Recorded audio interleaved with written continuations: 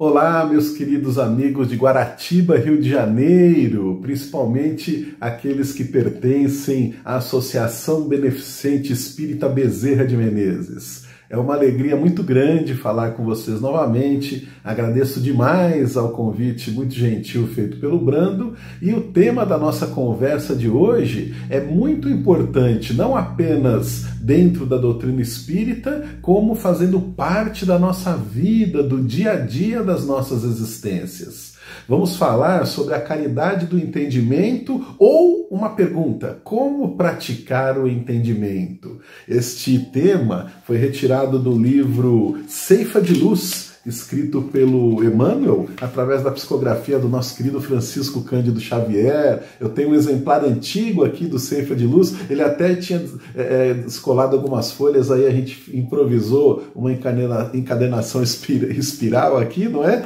E a gente vai falar logo do primeiro capítulo desse livro, A Caridade do Entendimento. Antes de abordar propriamente o que o Emmanuel nos traz aqui como lição, vou lembrar do Livro dos Espíritos, organizado por Allan Kardec, segundo orientações dos benfeitores que conduziram a consolidação da codificação espírita aqui na Terra, e vamos lá para a questão 886. Já que vamos falar sobre a caridade do entendimento, nada mais propício do que examinar esta questão. Qual é o verdadeiro sentido da palavra caridade, como a entende Jesus? Kardec, um pouco antes, questão 625 do Livro dos Espíritos, já havia obtido uma resposta bastante significativa para o nosso movimento. Ele havia perguntado: qual é o tipo que Deus ofereceu à humanidade para lhe servir de guia e modelo? E aí a resposta foi: vede Jesus. Então, ele já assumindo Jesus como modelo, como nosso exemplo, como aquele a quem devemos seguir, ele vai para a questão 886 e pergunta qual o verdadeiro sentido da palavra caridade, como a entende Jesus. Já que ele é o nosso modelo, já que ele é o nosso exemplo, devemos saber qual é o sentido que Jesus entenderia da caridade, não é? E aí os benfeitores responderam da seguinte maneira: benevolência para com todos, indulgência para com as imperfeições alheias, perdão das ofensas. Que bacana, hein? Qual o verdadeiro sentido da palavra caridade para Jesus? Benevolência para com todos, indulgência para com as imperfeições alheias e perdão das ofensas. Então, quando a gente começa a falar de como praticar o entendimento, essas três orientações que os benfeitores deram a Kardec cabem perfeitamente. Como que eu vou praticar o entendimento? Sendo benevolente com todos. Como que eu vou praticar o entendimento? Sendo indulgente para com as imperfeições alheias. E mais uma vez, como eu vou praticar o entendimento? Perdoando as ofensas. São três ações que só dependem de nós, da forma como nós encaramos os nossos companheiros que são encontrados pelo caminho, companheiros esses que podem estar ao nosso lado, dentro do nosso lar, podem compartilhar as horas que passamos no nosso ambiente profissional, podem ombrear conosco no desempenho da nossa religiosidade, no centro espírita ou em qualquer outro tempo religioso dedicado à expansão do espírito junto a Deus, não é? Pode ser alguém que nós encontramos na rua, pode ser um parente, enfim, qualquer pessoa que vive aqui na Terra, que está encarnada como nós estamos, pode ser objeto destas três ações: benevolência, indulgência e perdão das ofensas. Então, praticando esses três verbos, começamos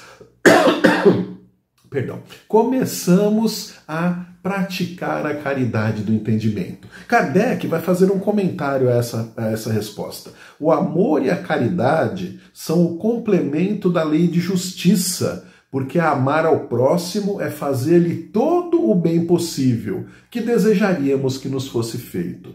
Tal é o sentido das palavras de Jesus: amai-vos uns aos outros como irmãos. Fazer aos outros todo o bem que nos for possível, não é? Então estaremos praticando a regra áurea do cristianismo. Queremos alguma coisa para nós, façamos isso para os outros. Estamos doentes, precisamos de remédio, estamos com fome, precisamos de alimento, estamos com frio, precisamos de agasalho, proporcionemos isso àqueles necessitados que cruzam os nossos caminhos e estaremos praticando a caridade conforme nos ensinou Jesus. O interessante é que nesse comentário Kardec começa dizendo que o amor e a caridade são o complemento da lei de justiça. E por que eu falei que isso é interessante? Porque nesta lição do livro Vinha de Luz, não é? Ou perdão, Ceifa de Luz, Caridade do Entendimento, o Emmanuel, como em vários livros que ele psicografou, ele nos transmitiu através da psicografia do Chico Xavier, ele vai pegar um trecho do Novo Testamento. O Emmanuel costuma pegar para comentar versículos dos Evangelhos, versículos dos Atos dos Apóstolos ou de algumas das cartas. E ele escolheu aqui uma carta muito famosa escrita por Paulo. É a primeira carta que Paulo escreveu aos Coríntios. E aí ele vai lá no capítulo 13 pegar uma frase que todos, ou quase todos conhecem, eu tenho certeza disso. Ele vai dizer o seguinte: agora, pois, permanecem estas três: a fé, a esperança e a caridade. Porém, a maior destas é a caridade. O interessante é que em algumas traduções desta carta de Paulo, a caridade aparece como sendo o amor. E isso faz todo sentido, porque amor e caridade são sinônimos. Aquele que ama provê para o necessitado aquilo que a pessoa esteja precisando, não é? Então caridade e amor são sinônimos, são a mesma coisa, tem o mesmo significado. E se a gente pegar a carta inteira de Paulo, escrita aos Coríntios, nesse capítulo 13 pelo menos, não é? Eu acho que vale a pena a gente dar uma olhadinha no que ele fala, não é? Ele vai nos dizer que não adianta nada. Eu vou falar com as minhas palavras para não ficar enfadonho, né, a leitura, né, de um trecho muito grande. Paulo vai falar com as suas palavras que não adianta nada um homem ter toda a ciência do mundo, saber falar a língua dos homens e dos anjos, ou seja, ser um poliglota e conhecer das ciências ocultas, das ciências espirituais. Não adianta nada ele até doar o que tem para os pobres. Se ele não fizer isso com amor, a sua ação de nada adianta. Ele será como um sino que tine, um metal que soa, ou seja, uma coisa oca, uma coisa vazia, uma coisa sem vida. E ele vai discorrendo sobre isso e chega um trecho da carta que ele diz assim: quando eu era menino, eu fazia coisas de menino. Agora que eu não sou mais menino, eu faço coisas de homem. O que Paulo estava querendo dizer com isso? Nos desenvolvemos espiritualmente, deixamos a nossa infância espiritual para trás. Antes, cometíamos equívocos, tropeçávamos em coisas que hoje nós já sabemos que não podemos mais tropeçar. Nos tornamos homens espiritualmente falando. Não o homem masculino, não é essa acepção que Paulo faz, feminino, masculino, homem, mulher, não é isso. Ele diz homem no sentido de desenvolvimento, não é mais criança, é um ser humano já na sua fase adulta. E querendo dizer, então, comparando com o nosso desenvolvimento espiritual, hoje, já com o conhecimento que nós temos, olha só um alerta que Paulo nos deu há 2000 anos, hein? Com o conhecimento que nós temos de 2000 anos, passando, não é? Primeiro, antes ainda de Cristo, 3000 anos, 3400 anos atrás, recebemos os 10 mandamentos pela mediunidade maravilhosa de Moisés. Os 10 mandamentos foram como que um prólogo, uma preparação para a base moral que depois Jesus veio nos ensinar e que tantos séculos mais tarde foi desenvolvida pelo Espiritismo nas suas 10 leis naturais ou 10 leis divinas. Terceira parte do Livro dos Espíritos, consultem lá, não é? Uma coisa muito interessante. Logo no começo dessa terceira parte, os espíritos vão dizer assim para Kardec: o homem só é infeliz quando se afasta da lei de Deus. E qual que é a lei de Deus? Amar. Amar. E se amar é sinônimo de caridade, praticar a caridade. Nós nos tornamos infelizes quando deixamos de ajudar o nosso próximo. Porque Jesus nos ensinou: aquele que quiser ser o maior, seja o que mais serve. Exemplo de humildade máxima foi quando Jesus lavou os pés dos apóstolos na cerimônia do lava-pés.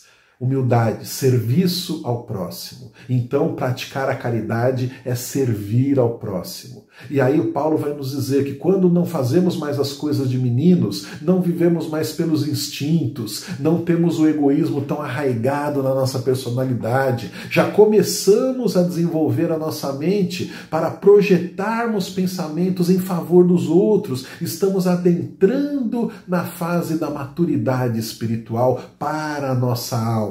Nesses momentos não fazemos mais coisas que fazíamos antes. E aí ele completa: então destas três, não é? A fé, a esperança e a caridade é a que prevalece. O amor é o que prevalece. E a caridade pode ser feita de várias maneiras possíveis. Nós temos no capítulo 13 do Evangelho segundo o Espiritismo um comentário sobre fazer o bem sem ostentação. O título do capítulo 13 já é uma obra-prima, não é? Dita por Jesus: não saiba a vossa mão esquerda o que faz a direita. Por que Jesus falou essa frase? Eu acho que vale a pena a gente resgatar esse cenário da época. Jesus estava às portas do Templo de Jerusalém. O Templo de Jerusalém era o local mais sagrado para os judeus. Todos os judeus tinham que se dirigir a Jerusalém 3 vezes por ano, pelo menos, nas 3 principais festividades religiosas, e grande parte dessas festividades aconteciam no pátio do templo, no arredor do templo, e Jesus estava ali num dos portões observando o templo com os seus apóstolos, não é? E ele vai falar sobre o óbolo da viúva, aquela história de que uma viúva lançou apenas um trocadinho, 2 moedinhas, né, no gasofilácio, uma palavra engraçada que eu já vou falar o que é, não é? No gasofilácio, e ao contrário de outros que jogavam muitas moedas ali, a caridade dela foi mais significativa porque ela deu realmente daquilo que lhe faria falta. E os outros estavam dando do que lhe sobrava, não é?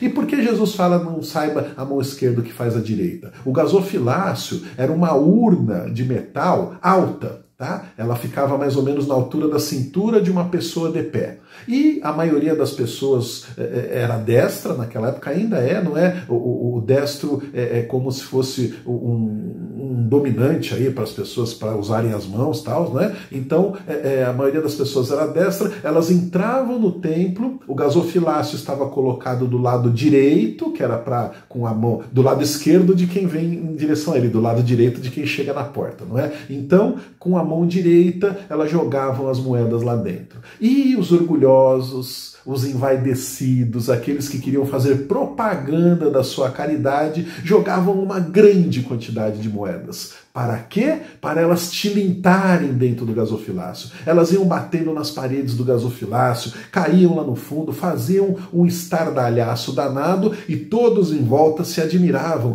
Puxa, como esse rapaz é generoso, como essa família é bondosa, olha quanta esmola ela deu para o templo. Né? E aí vai a viuvinha, coloca só 2 moedinhas lá dentro, e aí Jesus diz que a esmola dela é mais valiosa do que quem colocava grandes quantidades, porque ela deu daquilo que lhe fazia falta do seu próprio sustento. Então, os Espíritos vão nos dizer que essa é a caridade material. Caridade material, talvez a mais fácil de ser feita. Por quê? Porque você só depende de recursos para praticá-la. Quem tem recursos financeiros consegue fazer a caridade material de uma forma muito fácil. Ele pega aquilo que lhe sobra e dá.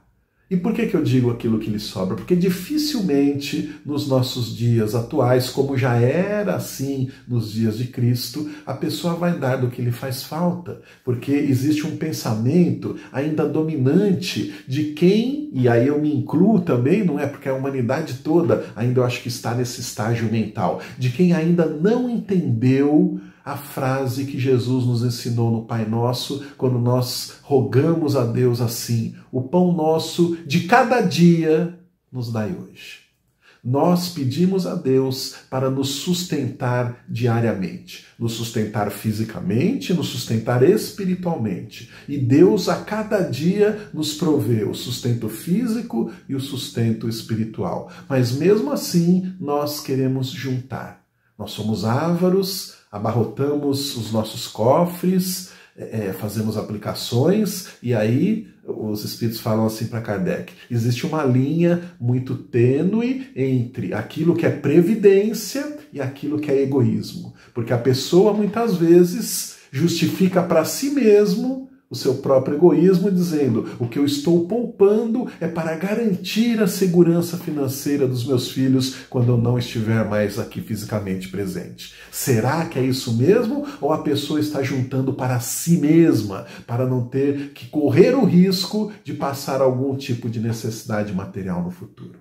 Coisa para se pensar, coisa para se refletir. O Espiritismo não condena a riqueza, não condena o ter, não condena os bens materiais que o mundo pode nos proporcionar, mas nos orienta a utilizarmos todas essas coisas como se fôssemos depositários de empréstimos concedidos por Deus, nosso Pai, nosso Criador. Se não é meu, eu não tenho o direito de guardar aquilo só para mim. Através, então, daquilo que eu aprendi, através da prática da caridade, eu posso distribuir o que eu tenho e fazer a vida do que sofre um pouco menos sofrida. Mas nós ainda temos dificuldade para aceitar isso e para entender isso. Então, como eu disse, fica aqui um momento de reflexão. Não é o tema da nossa palestra, porque essa é a caridade material e, repito, talvez a mais fácil de ser feita. Basta colocarmos a mão no bolso e doarmos algumas moedas, alguns recursos financeiros que nós temos. No capítulo 13, os Espíritos vão falar também sobre a caridade moral.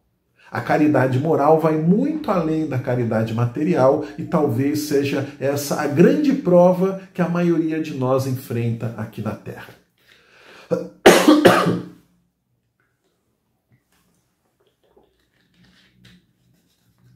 Caridade moral. É aquela que nos convida a conviver bem com as pessoas que compartilham da nossa existência.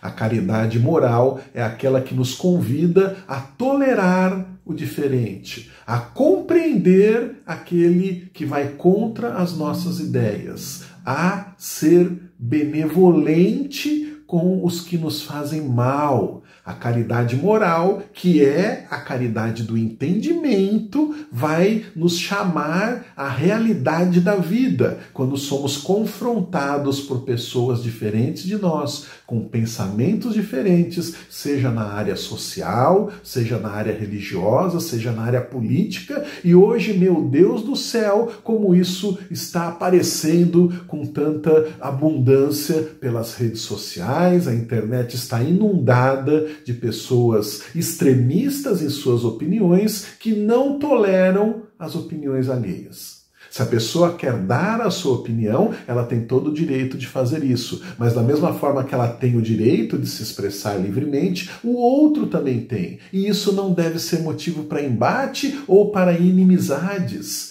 Deve ser motivo para discussões sadias. Se não sabemos discutir sadiamente, e discussão não é briga, não é? Mas uma troca de ideias, se não sabemos discutir sadiamente, que não entremos nessa seara. Mas hoje existe uma grande intolerância. A pessoa posta qualquer coisa no Facebook, que poucos usam ainda, não é? Mas no Instagram, no TikTok, ou faz uma live, dá algum tipo de depoimento, recebe muitos apoios e recebe também muitos comentários maldosos, negativos, sempre relacionando com alguma coisa, ou da política, ou do entendimento religioso do outro. A gente não pode falar, na verdade, nem de preferências de time de futebol. Sempre vai ter alguém que vai levar para o lado extremo isso e vai acabar arrumando uma briga no lugar de uma conversa que poderia ser muito produtiva se os dois lados fossem civilizados para conversar.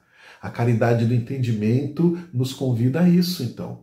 A respeitarmos as opiniões alheias, a convivermos pacificamente com aqueles que fazem coisas que não concordamos.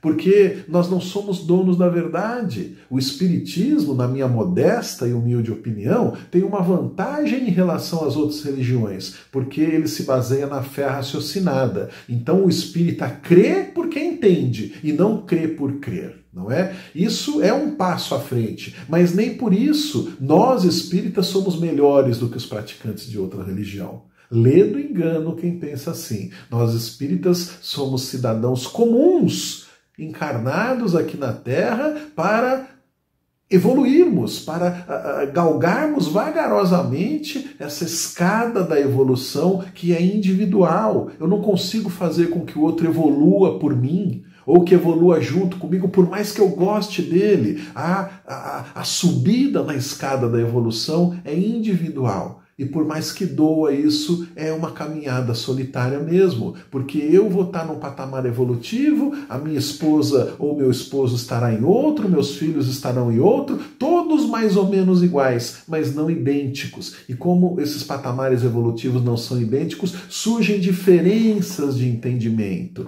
E essas diferenças de entendimento vão fazer com que nós sejamos colocados à frente da prática da caridade do entendimento. É o filho rebelde, é o companheiro conjugal que não concorda com algumas opiniões, é o chefe que muitas vezes nós consideramos tiranos, mas que pode ser exatamente aquele aprendizado que eu preciso, mas eu encaro de uma maneira diferente, é o parente difícil, é a situação financeira apertada, é a enfermidade que insiste em nos visitar, é a aflição que brota no nosso peito, tudo isso nos chamando então para a prática da caridade moral, a caridade do entendimento.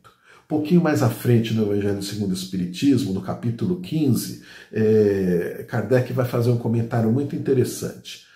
Toda a moral de Jesus se resume na caridade e na humildade, isto é, nas duas virtudes contrárias ao egoísmo e ao orgulho.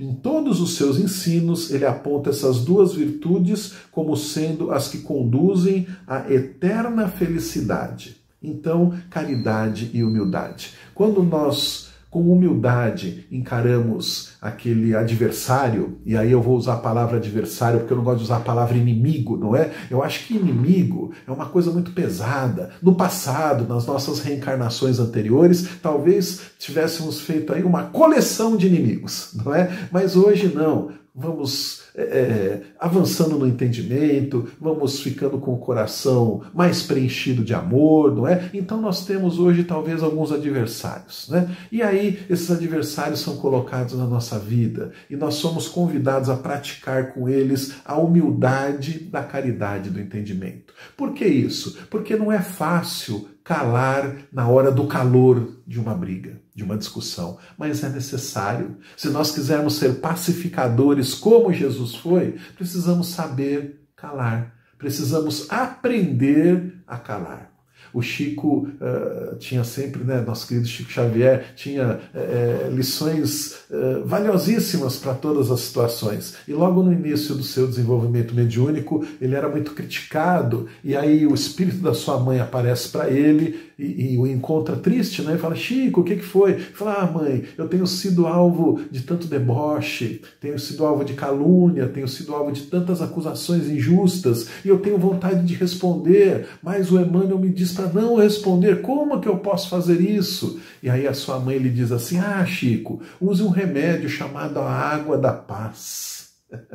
Quem conhece essa história já sabe como termina, não é? E aí o Chico fica muito empolgado. Ele morava em Pedro Leopoldo ainda, aí ele pede para procurar nas farmácias de Belo Horizonte, que era a capital de Minas Gerais, ainda é hoje a capital de Minas Gerais, e não encontra em farmácia nenhuma, em Pedro Leopoldo também não tinha. Então, numa próxima oportunidade, quando ele visualiza de novo o espírito da sua mãe, ele diz: mãe, procurei em tudo quanto é lugar e não achei essa tal de água da paz. Aonde eu encontro? E aí a mãe, num sorriso carinhoso, diz assim: ô meu filho, é a água da torneira mesmo. Quando você sentir vontade de responder a alguém, coloque um copo d'água na boca e só engula depois que a vontade passar.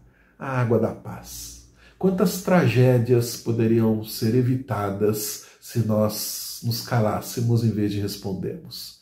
É uma briga no trânsito, é uma discussão no casamento, é um debate acalorado com os colegas de profissão, não é? E tudo isso num mundo em que mistura em todos os cantos espíritos rumos à regeneração planetária e outros tantos que ainda estão atrasados espiritualmente falando e tem aqui, não é, novas oportunidades para ver se conseguem continuar aqui quando o mundo for regenerado ou não. Então espíritos com perspectivas do respeito à vida muito diversas, muito extremamente opostas umas às outras, não é? E aí, por causa de uma bobeira, de uma palavra mal colocada, de uma frase que poderia não ter sido dita, uma violência acontece e aí uma vida acaba se perdendo, não é? Então, a caridade do entendimento é saber calar também em vez de responder, mesmo que nós estejamos com a razão. Por quê? Porque no calor da discussão não é a hora para mostrar a nossa razão. A outra parte está com os pensamentos alterados. Os hormônios, não é, estão ali circulando pelo corpo, a adrenalina está a mil. Não é hora de tentar provar ponto de vista para ninguém. Isso vale para tudo, inclusive dentro de casa, numa discussão aí com os nossos filhos para arrumar o quarto. Talvez aquela hora não seja a hora propícia. Está nervoso, está bravo, está revoltado? 5 minutinhos. Acalma, aí vai lá o pai, vai lá a mãe, conversa educadamente, impondo seu respeito, porque oferecer limites é educativo e é necessário, não é? Para esses espíritos que vêm na categoria de nossos filhos para serem conduzidos pelo caminho do bem, e deixar à vontade não é amar, não é? Mas é delegar a educação que deveríamos dar para outros setores da sociedade que não têm essa obrigação. Mais um ponto aí para reflexão da nossa conversa, não é? E então, na hora certa, falar. Mas na hora certa também calar. Antigo ditado diz que falar é prata e calar é ouro. Devemos saber separar esses dois momentos para, na ocasião mais propícia, usar de uma estratégia ou de outra. Falar ou não falar. O Emmanuel vai comentar então, não é como eu falei lá no início da nossa conversa aqui, essa colocação de Paulo, não é, aos Coríntios. Agora, pois, permanecem estas três, a fé, a esperança e a caridade, porém a maior destas é a caridade. E aí, o Emmanuel fala uma coisa forte aqui. Ele diz o seguinte: na sustentação do progresso espiritual, precisamos tanto da caridade quanto do ar que nos assegura o equilíbrio orgânico.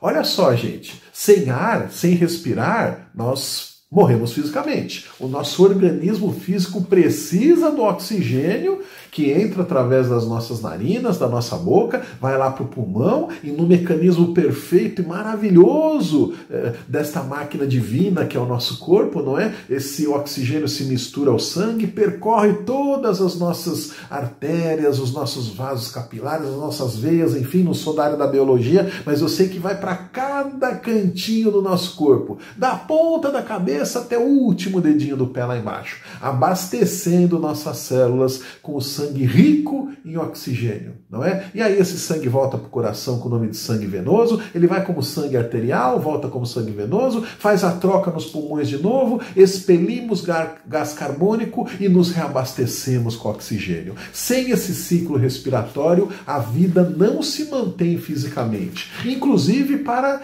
a espécie vegetal, não é? As plantas também respiram num sistema um pouquinho diferente dos seres humanos, lógico, mas o oxigênio também é essencial para elas. E aí o Emmanuel vai dizer que no progresso espiritual precisamos tanto da caridade quanto o organismo físico precisa do ar.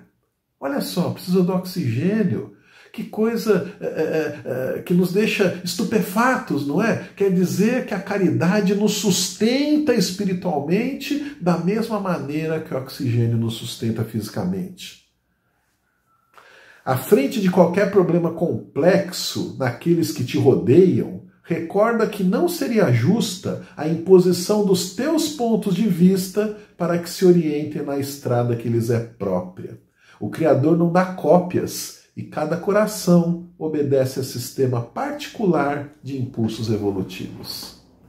O Emmanuel sabe escrever bonito, né, gente? E ele vai aqui até nos dar um tapa com luva de pelica, expressão antiga, hein? Não é? Para dizer que vai nos chamar a atenção de uma forma firme, porém ao mesmo tempo delicada.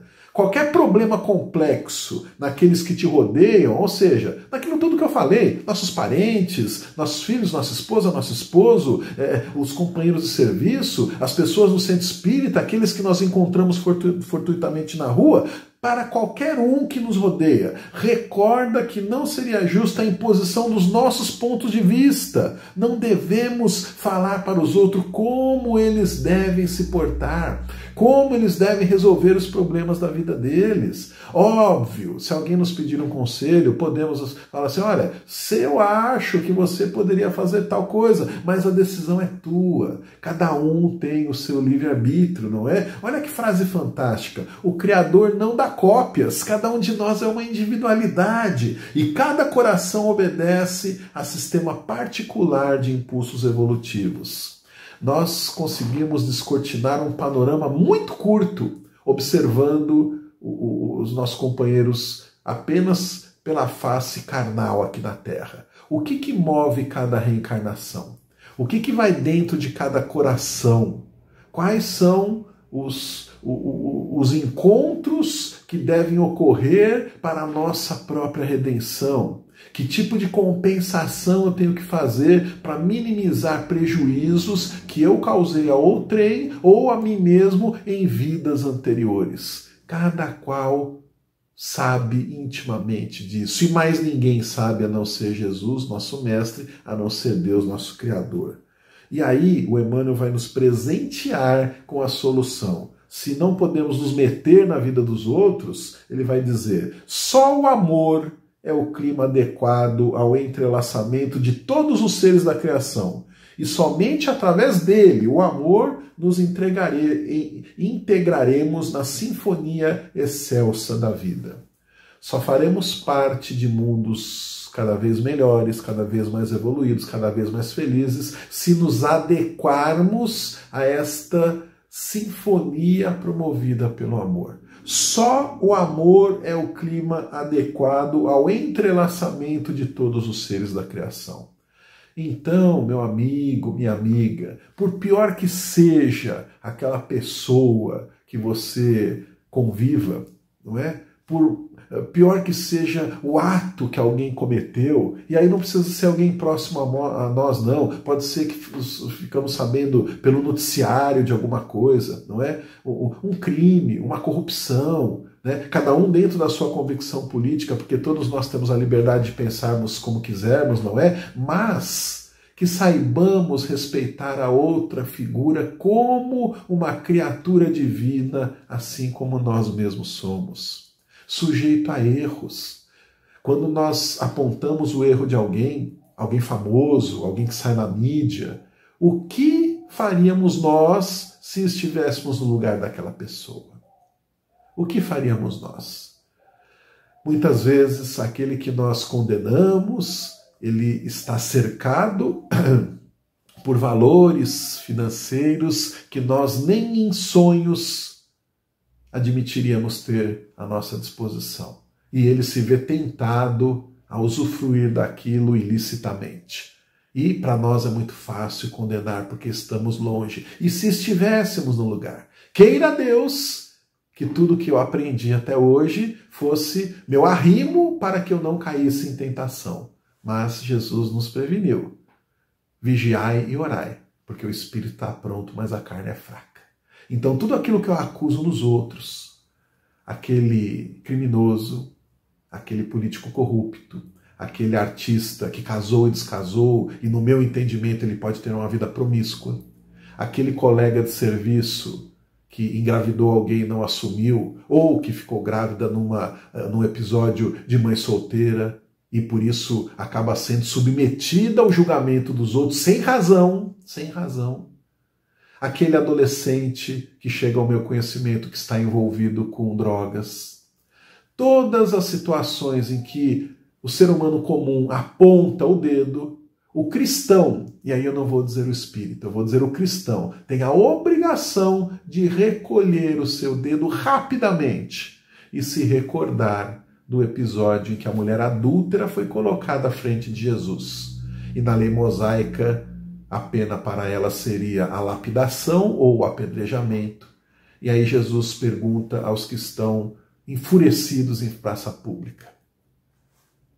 Não pergunta, perdão, ele afirma: aquele que estiver sem pecado, que atire a primeira pedra. O Espiritismo não adota o conceito de pecado, então aquele que nunca tiver cometido um erro, aquele que nunca tiver se enganado, aquele que nunca tiver caído para se levantar depois, que condene o seu semelhante. Todos se afastam. E o Evangelho nos traz um relato interessante. A começar pelos mais velhos, todos se afastam. Por quê? Porque os mais experientes têm a consciência de que já erraram muito. Então, vendo-se a sós, praça vazia, Jesus olha para aquela mulher e fala: onde estão os que te condenavam? Ela observa em volta, não acha ninguém, e ele completa: eu também não te condeno. Vá e não erres mais. Jesus falava: vai e não peques mais, não é? Como eu falei, o Espiritismo não adota o conceito de pecado, então vai e não erres mais. Por que isso? Porque Jesus, através do amor, através da caridade e do entendimento, nos convida a mudar de vida. Se eu tinha determinados comportamentos antes, que eu altere esses meus hábitos para que o sofrimento não me visite novamente, para que o egoísmo não cresça dentro do meu coração, para que o meu orgulho não tome conta da minha mentalidade e eu consiga enxergar a todos como criaturas com direito à felicidade da mesma forma que eu sou. E através da prática do amor, a prática do entendimento, a prática do não julgamento, vamos devagarinho tornando este planeta um lugar melhor para se viver. Muitas reflexões nesta nossa abordagem de hoje. Espero que alguma coisinha boa tenha nascido no coração de quem nos ouve e que isso frutifique, floresça e se espalhe pelo mundo, porque o que nós precisamos é de amor. Muita paz para todos, até uma próxima oportunidade, se Deus assim permitir. Tchau, tchau.